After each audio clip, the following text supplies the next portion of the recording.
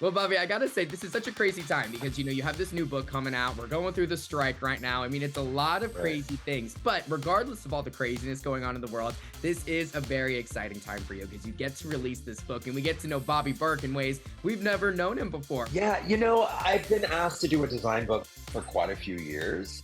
I didn't want to make this one of those pretty coffee table books, even though those have their place. They're great and not knocking any of them.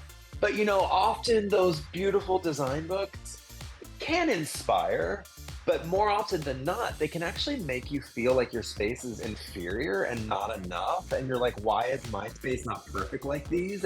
And those spaces are all so edited and so, art directed that no one really lives like that. So I'm like, I didn't want to do a book like that.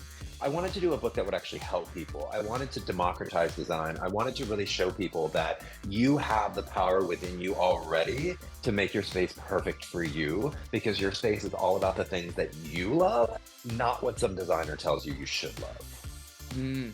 Absolutely. And that's what we love about this because it's like you said, listen, the coffee table books, they're cute. We'll read through them. We'll see the pictures. Maybe we'll be inspired. But what I love about this book is you are actually really getting very personal with this and like really kind of letting us in on your childhood. And I know for me personally, Bobby, there were so many things I didn't know of just about the homelessness and trying to escape from your hometown and like all the things that you really put into this book. So why was it important for you to kind of dive in and unload so much of your personal life in this book as well?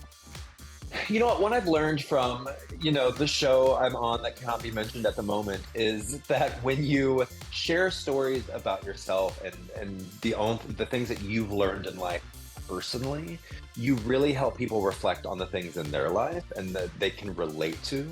And so whether you have been through something that I've been through before, or you know somebody that has, or you've kind of been down there, you're able to relate and you're really able to apply it towards your own life other than just somebody, talking about design and talking about making things pretty. Like, I wanted it to be personal because I really think it helps people relate more. One of the first stories I talk about in the book is a time back when I was like 5 or 6 years old, and my mom had decorated my room in all red, like red bedspread, red curtains, red rug, red pillows. It was all fire engine red because little boys love trucks. They love fire engines.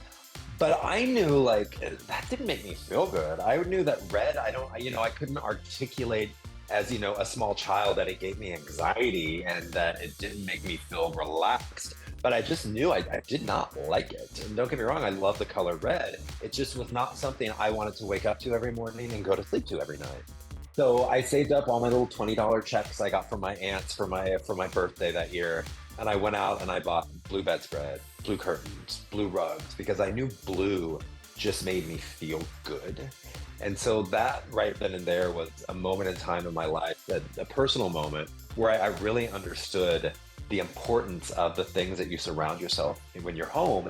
And when I say things, I don't mean that you need to go out and buy a new bedspread and buy, it's not about buying things, although if you can, great, but it can literally be about a rock sitting on a shelf that you found on a walk one day, or a rock from your favorite vacation that when you look at, you are transported back to that moment of relaxation. And then like those are the type of moments that you need to be putting in your home. And I'm not saying to fill your house full of rocks, but if you got a rock on your shelf, don't let people be like, why is there a rock on your shelf? Be like, because you know what, that is a moment for me, not for you. You don't live here. This is not your home. This is my home.